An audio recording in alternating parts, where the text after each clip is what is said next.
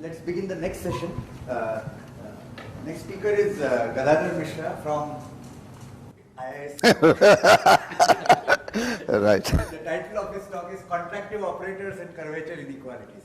Yeah, thank you. Yeah, so I am of course very happy to be here. I wouldn't have missed it anyway, but thanks Vijay for inviting me. And the scene in Bangalore, ISI of those days that Siva described so well, I would just like to say that I hung around in those times, saw the excitement, and certainly learnt a lot from Sundar. Mathematics clearly, that everybody has talked about, but a little bit of English, some spelling, and so on and so forth. A lot of it, I try to very often ask myself, if I do this or that, would someone like Sundar sort of be happy that, oh yeah, this guy has finally managed to meet some kind of standard or criterion that, he had set. So, it was a very good feeling to be there at that time. We did lots of things together, and the environment was not quite the same. I mean, he left, was rather unfortunate, and we'll talk more about that perhaps later in the afternoon. Now, coming back to this talk, I mean, my talking abilities are somewhat limited. Kalyan talked earlier about being technologically challenged. I am talk challenged. I am mathematically challenged, and every other possible way challenged. So you'll have to tolerate me. I'll try to quickly go through a couple of things. Let me be on the other side. And to make matters worse, not only that I am very afraid of Sundar, being there and trying to, I have to keep track of spellings as well as this, that, and the other. So I have put in some kind of color scheme and whatnot, which will perhaps distract you enough so that you won't notice all the math that is messed up. But that apart, I see a camera and stuff. So I hope the technology is advanced enough to correct the math that's not put in there right.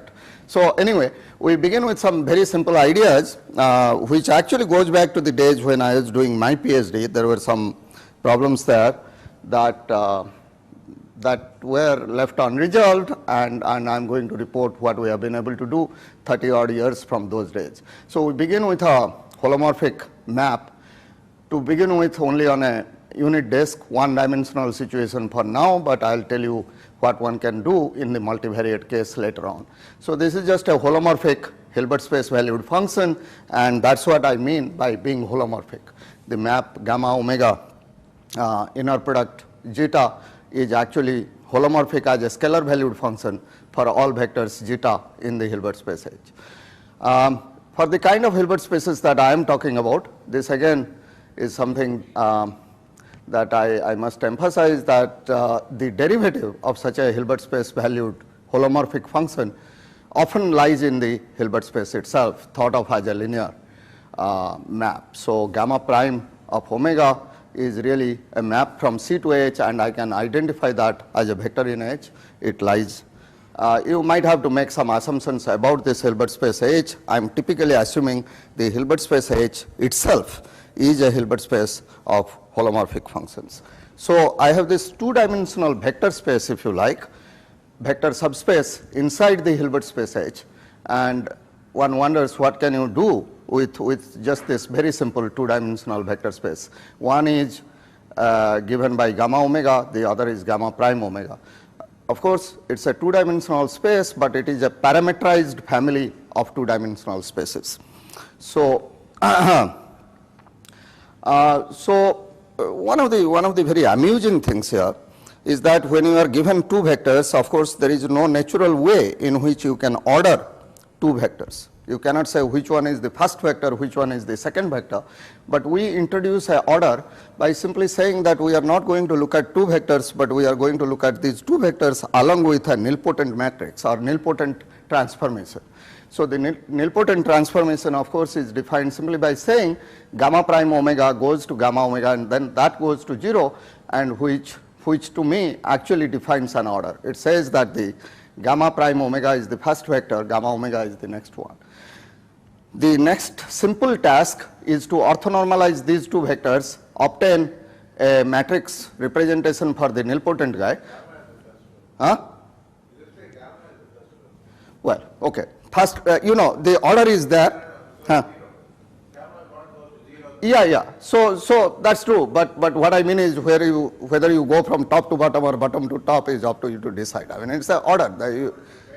Yeah, I agree. Sure. The natural way perhaps is that gamma omega is the first one. Yeah. So now you get the matrix representation for this simple nilpotent matrix, and you notice that even after orthonormalization, given the nature of the Gram-Schmidt process, you will still get a nilpotent matrix, except that in this picture, which is a similarity invariant picture, the matrix would have been 0, 1, 0, 0, would see nothing about the inner product structure, whereas in this new representation, which is with respect to the orthonormal basis, a number comes up.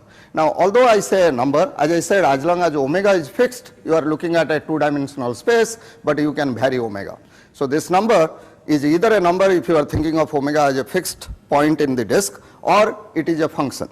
It turns out it's a real analytic function of some significance.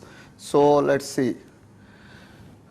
You compute this h omega, which is a easy computation, and you get an expression like this. I just write it down. We'll come back to this in a minute. As it turns out, it's very trivial to observe that if you look at omega I plus n omega, again this will have a meaning. This operator, this two-dimensional linear transformation, is a contraction if and only if this h omega is less or equal to 1 minus absolute omega squared. Okay? So the fact that this is 1 minus absolute omega squared is again an object which is intrinsic somehow. So to give examples, you can take little l to n. Think of gamma 0 omega as this vector 1 omega squared omega n. Your derivative then is zeta 0 omega zeta bar and so on. You write that down for every choice of this vector in little l to n. And then you look at gamma 0 prime omega, it's this vector. So the gamma 0 omega is this, gamma 0 prime omega is this. I have put in a 0 to indicate that I am talking about an example.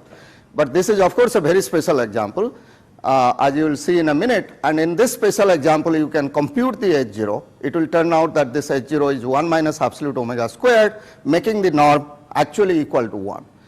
So you then observe that this little 2 by 2 matrix that you are talking about is actually nothing but the restriction of the unilateral backward shift to the two-dimensional space that we have chosen in little l to n. So to recapitulate, we begin with this unilateral backward shift. We have a whole family of two-dimensional subspaces. We restrict the two-dimensional shift, restrict the backward shift to this two-dimensional space, and we get these 2 by 2 matrices. Each one of them has a norm 1. But the point I was making earlier was that instead of picking this particular operator, you could perhaps pick a more general class of operators. You can try and find these two-dimensional spaces corresponding to that operator. You then restrict the given operator to the two-dimensional space, you get an inequality. The relationship of that inequality to the main operator is what I want to study. So you begin more generally, as I just now said, begin with a holomorphic function, and saying that it is holomorphic simply means that you have a power series expansion like that. The norm of that holomorphic function will look like this, and then you do a calculation. You do a calculation by simply saying that because this is a norm, this is inner product, this is holomorphic here, that's anti-holomorphic in some sense, you can set up this calculation. This gives you this answer, and those of you who remember 3 slides back, there was a calculation for h omega. Without going back to that slide, let me just say that this expression is that expression, except you have to take a square root and reciprocate. So square root of this 1 over that with a minus sign thrown in for good measure is that h omega. So it turns out that if you apply the Cauchy-Schwarz inequality to this guy, you look at the numerator. The numerator is the inner product of this with that but that's the product of the two norms. So you apply Cauchy-Schwarz and no, what happened here? Okay. You apply the Cauchy-Schwarz and you observe that the numerator is positive, but because we had a negative sign outside, it turns out this expression Kw, which I would like to say is the curvature. Curvature of what? Curvature of the line bundle determined by this holomorphic family gamma omega. So omega going to gamma omega in principle gives you a line bundle, whatever that means, and this k omega that I wrote down, log gamma omega norm squared differentiated twice, is actually the curvature.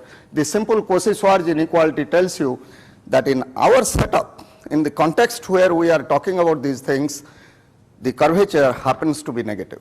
Okay, this is a certain class of bundles that for which the curvature is negative. The special example that we looked at, h omega squared, as I said, is the negative of the reciprocal of the curvature. So the special example k0 omega, the curvature turned out to be this. Now those of you recall your some stuff with this hyperbolic geometry or whatever would immediately recognize that this is the curvature of what is called the Poincare metric, and it's a very, very special kind of curvature. So it turns out that this h omega, put this way, is lesser or equal to 1 minus absolute omega squared, and that stated in terms of the curvature means property that they are contractions with respect to family of holomorphic functions, but then they will all be dominated by the Poincare metric, and that's exactly what has some kind of a meaning in the context of operator theory. In the if you take a contraction and ask, well, how can I see that it is a contraction? One of the necessary conditions is that you compute its curvature, and the curvature must be bounded by the curvature of the Poincare metric. So that's a translation, if you like. Where are we going to go with that? Well, let me just do a little bit of generalities quickly. So this is what I said, this language, the business about the curvature comes from the fact that I am talking about this is a trivial holomorphic line bundle. That simply means that I have a holomorphic function from the disk taking values on this in this Hilbert space. Okay, and then this is the Hermitian structure of that holomorphic vector bundle. So then it becomes a holomorphic Hermitian vector bundle, and the k that I wrote down in that context is the curvature. So let's define a family of operators that we want to study and that fits this situation. So T, we begin with T from H to H, which is a bounded linear operator, and we make these assumptions. We say that for each W in D, each W in D is an eigenvalue for this operator T. Omega going to gamma omega is the eigenvector with eigenvalue W. So this eigenvector is not determined completely unambiguously. You have a choice of multiplying with a constant that depends on W. The assumption here is that you can make a choice of that eigenvector in such a manner that omega going to the eigenvector at omega is a holomorphic map. Okay, this may not always happen, but we are making the assumption that you could do it. Then you assume, not very unreasonably, that the dimension of this eigenspace is 1. You can actually work with operators where the dimension is actually bigger than 1, but that's not something I'll do here. Yeah. Is gamma omega unit vector? No, not at all. In fact, with a unit vector, you won't be able to do this. Uniform multiplicity. That's why I said eigenvector, the dimension of the eigenspace is 1 for all W. Yeah. General, you said, made a comment that that is not necessary. Oh, the general is general. That means in the Cohen-Douglas theory back 30 years ago, they assumed it's a uniform multiplicity n. Okay, but over these last 30 years, I certainly have tried to work out various situations where the uniform multiplicity assumption is dropped. That makes much closer contact with ideals in polynomials and stuff like that. So anyway, the class of operators B1 omega, so that is the class that I call these things, any operator that satisfies this is called B1 omega, and that was introduced by Cohen and Douglas. They talked about this holomorphic Hermitian vector bundle determined by gamma that I have been talking about. So as a result, the curvature function k is a complete invariant for the operator T. That's one of the main theorems of Cowan and Douglas, that the curvature and the operator T determine each other in this situation. So you have a complete sort of numerical invariant. I wrote down a expression, I wrote down a computation, d squared d bar of log gamma omega norm squared. It's just a real analytic function. That real analytic function and unitary equivalence class of the operator T are one and the same thing. So, well, they did another thing. They provided a model for all such operators T. Remember, I said somewhere, without emphasizing, that I will assume my Hilbert space is a Hilbert space of holomorphic functions. That's not a assumption really, because all such operators T can be modeled, can be thought of as adjoints of multiplication operators on a Hilbert space of holomorphic functions on this domain omega with a reproducing kernel. In fact, that reproducing kernel is what defines that, that holomorphic section. So now, that's the kernel function with a reproducing kernel. Simply means that you have a map from omega star to omega star. This omega star is a bit of a pain. You know, you always have these two domains. You have omega and then you have this omega star with omega bar such that omega belongs to omega. Just ignore that. Pretend that omega star is equal to omega, as in the case of the disk. Doesn't make any much of a difference. But if you want to really do geometry or some, you know, then there is a serious issue that you have to grapple with.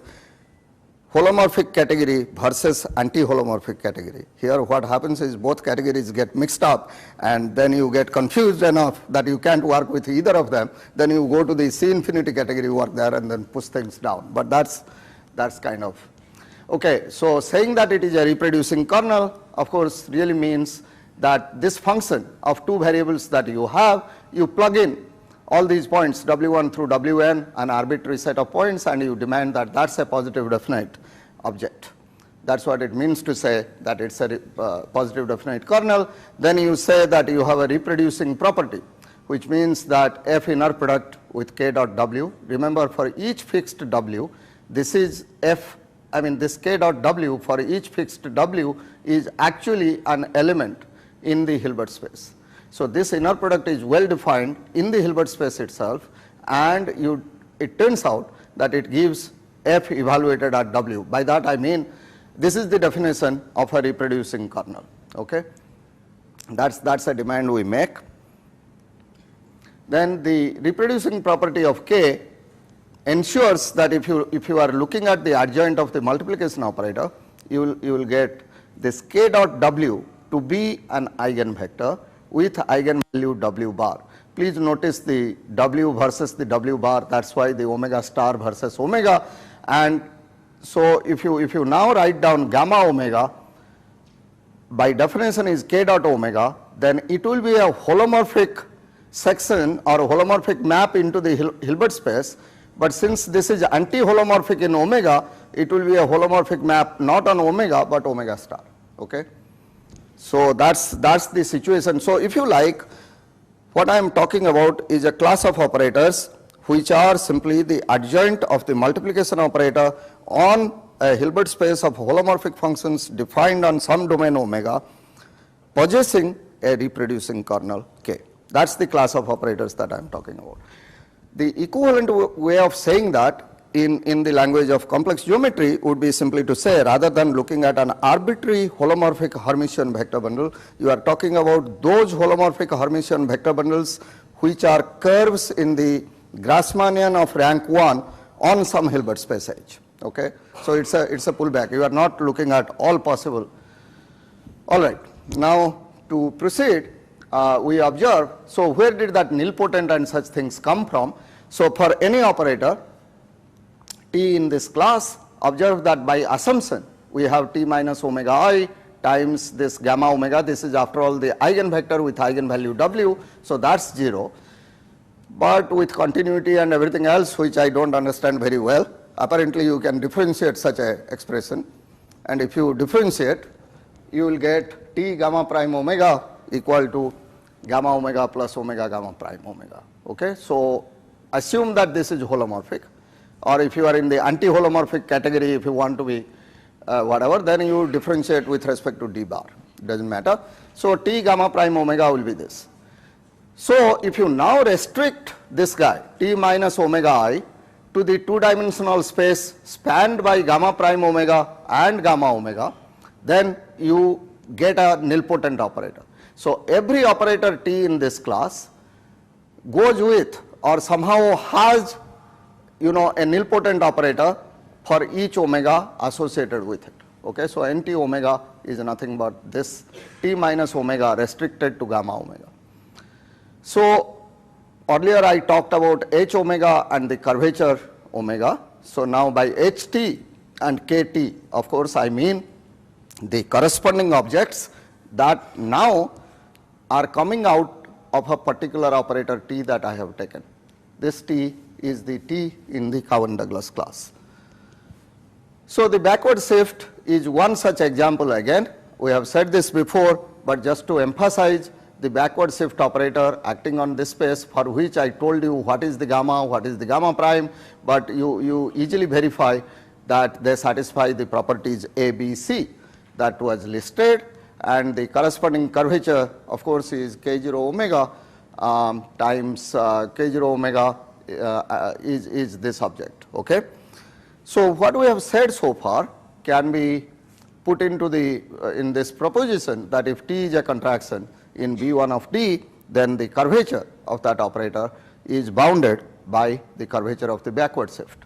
Now that's easily seen, because if T is a contraction, we have already said this omega I NT omega is nothing but the restriction into this space, and we sort of have seen the matrix representation of this operator, which is just omegas on the diagonal and that HT on the upper corner. And if you do a calculation, we have said that HT omega will have to be less or equal to 1 minus absolute omega squared, which is exactly this inequality. All right. Now this was all stuff that was known many years ago. What's new? So you can play this game with a weighted shift. Rather than looking at just the backward shift, you can look at an arbitrary weighted shift. I am not going to spend much time on that, but here is a backward shift. If you like, you can compute the eigenvectors and eigenvalues. You ensure or verify for yourself that for weighted shifts like this acting on L2 through these weights W0, W1 and so on, you write down the eigenvector, convince yourself that the eigenspace is of dimension 1. So you can see that such a operator T is a contraction if and only if the sup of the weights is at most 1. The gamma omega norm squared is easily calculated, it is this. The curvature therefore can be formally written down, because this gamma omega norm squared is given to you. The curvature can be written down as d squared d omega bar d omega log of that thing dominated by the curvature of the backward shift. Assuming only that, so this is a very complicated inequality if you like, but it comes from only the simple assumption that the supremum of the Wn's are at most 1. Now this is again an example. This is true of any contraction in the Cowan-Douglas class, but I am saying for weighted shifts this is something you can do by hand. All right. What about the converse? That's the main question. That's the question that I was not able to answer many years ago. Didn't even understand what the question meant. In fact, Sundar and I had briefly talked about it again when he was back in ISI Bangalore. So what about the converse? So here is the operator T. You take a hammer, break it into small pieces. Each of the piece remains a contraction, and each of those pieces gives you an inequality on the curvature. The curvature is a complete invariant for the operator. So you should be able to, I mean, one then imagines that information about the curvature should capture everything about the operator T. So one of the questions you ask is, how do I see whether an operator is contractive or not by looking at the curvature? So one part we have discussed, namely if it was a contraction, then the curvature inequality is there for you to see. But if you have the curvature inequality, does the operator T become a contraction? So that's the issue that one tries to address, and it's not hard to see that counter examples are easy to construct. This is the reason why I worked out that weighted shift description, so that you don't feel that all this is gibberish. So here is a weighted shift with weights given like this. Notice that one of the W's here is bigger than 1. So this operator is not a contraction. You write down what the gamma omega is and therefore what the gamma omega norm squared is. Do a simple computation to see that the curvature is actually this expression. Now you will also verify that this is negative for W in the disk, and you will sort of find that you see this is actually, this expression that I have written here is the difference of the two curvatures, that is this minus that. Okay? So if you put a minus sign appropriately and so on, you will see that the curvature inequality in this particular example is valid, although the operator W is not a contraction. So the converse does not follow from just the curvature inequality, though it's a very strong inequality, but still doesn't give you the converse. So then we wonder what else can one do. Well, let's just this is the preparation for what possibly could be the answer. So we begin again, go back and sort of say that you have your holomorphic section. You write the holomorphic section in this way. Okay, write it as a power series. Gamma omega is of this form. Take the gamma omega norm squared, and gamma omega norm squared must look like this. I am just taking the inner products there. Now remember, these W square and whatnot are not really, I mean that's the variable, zeta 0, zeta 1, zeta 2 are not orthogonal or anything like that. So the norm will be of this form. Polarize to get gamma tilde z comma w in this form. So rather than writing wj, w bar k, by polarize I simply mean replace the w by z. Replace the w by z, you get a function of two variables. It's holomorphic in the first variable, anti-holomorphic in the second variable. Now you ask yourself the question, so you know, because of our assumptions, this is actually the reproducing kernel. So you know that although this gamma omega norm squared was positive point-wise, if you polarize this way, you notice that kz comma w, which is really this inner product, which is nothing but this gamma tilde z comma w that we have defined, is actually a positive definite kernel. So this norm function is not just a positive function, but it's a positive definite function. Now the curvature itself, which is obtained by doing a log and differentiating twice, is actually a real analytic function, and part of that Cauchy-Schwarz inequality and whatnot actually showed that this curvature is, well, minus of the curvature is positive or the curvature is negative. That's what we have shown. And now we sort of look at the same polarization trick that we are talking about here, except we apply the polarization to the curvature itself.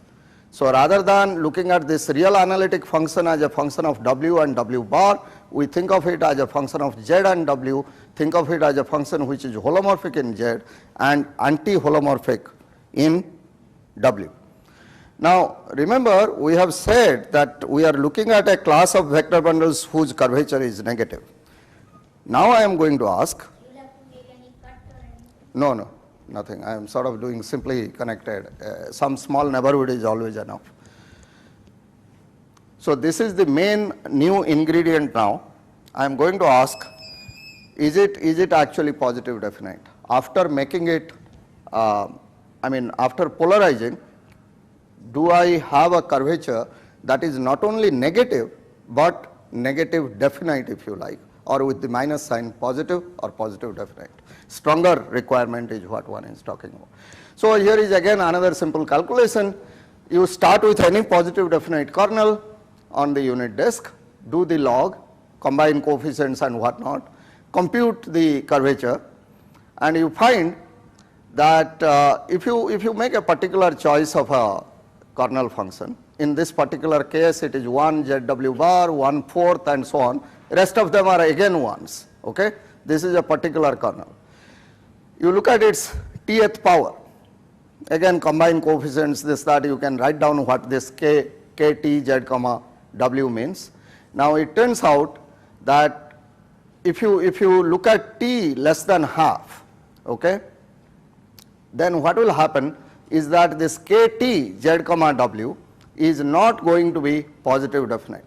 Okay, this is where the notion of infinitely divisible comes in, where we say that if a positive definite kernel remains positive definite if you take all positive powers are positive. Okay, so that's what is infinitely divisible, and it turns out this fellow that I have written down is not positive definite for t less than half, which actually means that this k is not infinitely divisible. As it turns out, the corresponding curvature is, although negative definite, although negative is not negative definite. Okay, that's this example. So you cannot expect, so the upset is that you cannot expect the curvature which is negative for all our bundles to be necessarily negative definite, and somehow we make this connection that the failure to be negative definite of the curvature is somehow related to the metric being infinitely divisible. This is a connection somehow we want to make. I mean, there is a very nice little lemma which sort of connects conditionally positive definite to log k, and it turns out, as you will see in just in a minute, lower bound for t.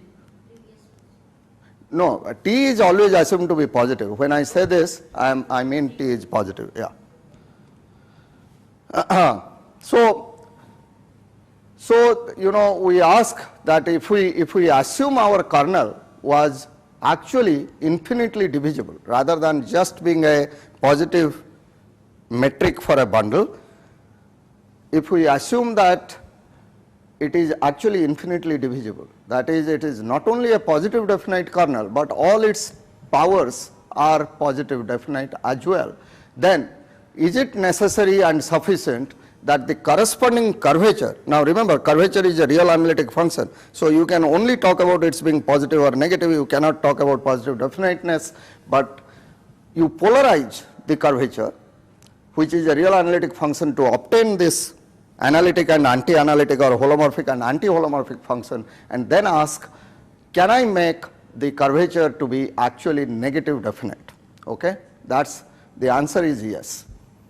And putting all this together, of course, we try to say that here is some kind of a theorem that if you have T, which is a map from a Hilbert space into itself, which is bounded linear, satisfies A, B, C, meaning it is in the Cohen-Douglas class, and assume that the gamma tilde is infinitely divisible. That is, again, here this is only a norm. You have to polarize, and the polarized object, that is the reproducing kernel or something like that, assume is infinitely divisible, and once you assume that it is infinitely divisible, then the conclusion is T is a contraction if and only if this extreme fellow, that is the curvature of the shift and the curvature of that contraction together remain positive definite. In other words, the fact that this curvature is bounded by the curvature of the shift, you interpret as an inequality between positive matrices rather than an inequality between functions. Okay? Initially, these curvatures are only functions. So I could have said that this is greater or equal to 0 or some such thing, but rather than saying that, I want to say that you interpret this as an inequality on matrices. The proof is rather nice. The point is that if you have an operator T in the Cohen-Douglas class, as we have said,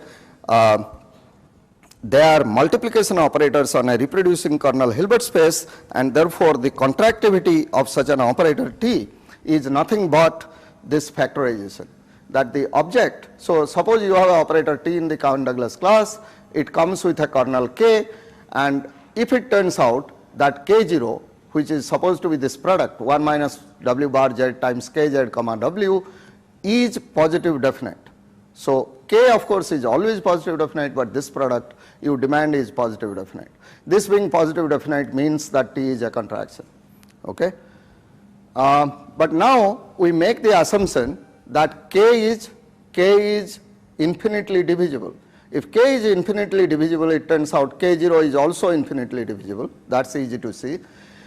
But if k0 is infinitely divisible, then log k0 is conditionally positive definite. If log k0 is conditionally positive definite, and this is where the beauty is, there is a little lemma that characterizes conditionally positive definite. This is one sort of way of saying that there is one way of saying that if you have a conditionally positive definite kernel, you differentiate twice, and then what you will obtain is actually a positive definite kernel. Okay? So after two differentiations, that's the point, log k0, so you start with k0 which is infinitely divisible, log k0 is conditionally positive definite, differentiate twice more and you get k0 tilde to be positive definite. The converse is more or less not very much. Conversely, you take k0 tilde which was given to be positive definite and you anti-differentiate, it gives you log k0 up to an addition of a holomorphic function phi, and you do add its complex conjugate. Exponentiating, we will be able to determine what the k0 was up to a holomorphic function and multiplication by a holomorphic function and its conjugate, and from there it follows that the k0 must have been, to begin with, positive definite and infinitely divisible. Okay? So that will complete this proof, and I am done. Thank you very much. Questions, comments? Probably a key question. Hmm. When you say positive definite, something is positive, not positive definite, Hmm. you are referring to, say, When I say not positive definite, by positive definite, we mean invertible and positive semi-definite, right? that's right, that's So right, the thing that gets violated when you say it is not positive definite that's right. is what, the invertibility? No. Okay. Invertibility cannot be violated. No. So that's what I mean. I put only a minus sign. When I say not positive definite, all I am doing is looking at positive definite in my sense, putting a minus sign on it, and whatever set of objects I get, that's what is not positive definite. In other words, it's a negative semi-definite which is invertible also. It has to be invertible. That's what I'm saying. Yeah, that's, yeah. Writing for eigenvector for different eigenvectors. Right. Yeah. So what I mean is I wouldn't have to talk about it. The whole thing can be done without putting the minus sign on the curvature. Okay. So if I don't put that minus sign when I do log kk, this confusion or question won't even arise. Okay. I can just talk about positive definite. But since that minus sign is there, traditionally I keep it. That's all. It's a. Also, you said something about differentiating by Huh. either remain d, d, z, d, d, z. No. D bar. Differentiating by twice, I mean it's D bar. There's a function of two ways, right? Yeah, so you differentiate with respect to z, differentiate with respect to w bar. Yeah. If you look at that conditionally positive definite lemma, that's a beautiful thing that writes it as a sum of four things, and two of them are purely functions of z and w bar. So when you do this double differentiation, those two terms go away. That's the reason why it works. Okay. Right in the beginning, you said there is a gamma and gamma prime. You have this two-dimensional space, but it could be one-dimensional for a special. Yeah, but it doesn't happen in the Cowan-Douglas context where you are assuming that you have a reproducing kernel Hilbert space and you are looking at the derivative of that reproducing kernel. That's linearly independent of the other one. Okay. In general, that's one of the things about jet bundles and such. That's a basic question. Most of the time you make the assumption that gamma omega and derivative of gamma omega are linearly independent. But in this case, because these are constructed in a particular way, linear independence is automatic. I mean, I can differentiate that equation, no, t minus omega gamma omega equal to 0, and ask a gamma omega plus b gamma prime omega, is that 0? Then that will force ab to be 0.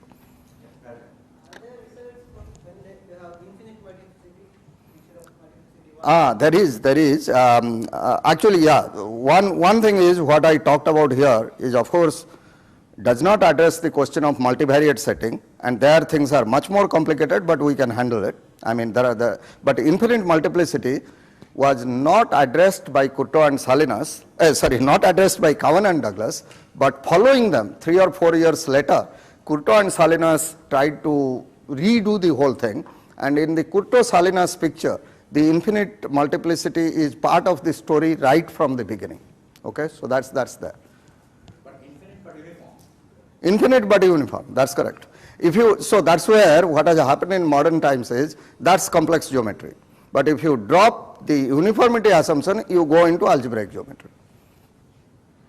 You will have a real fiber bundle then. Well, your bundle is no longer a bundle in the sense that the fibers will keep jumping in dimension, and that's what happens when you start looking at arbitrary ideals inside a polynomial. You see, typically what you will do is you will take a ring of polynomials, you look at an ideal inside that ring, and you localize with respect to some object, that some module or something.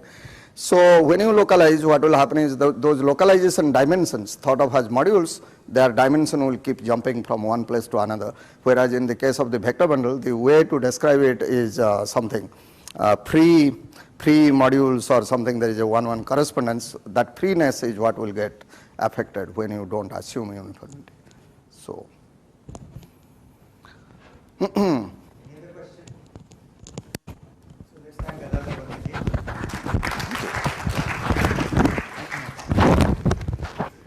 We'll resume after 5 minutes.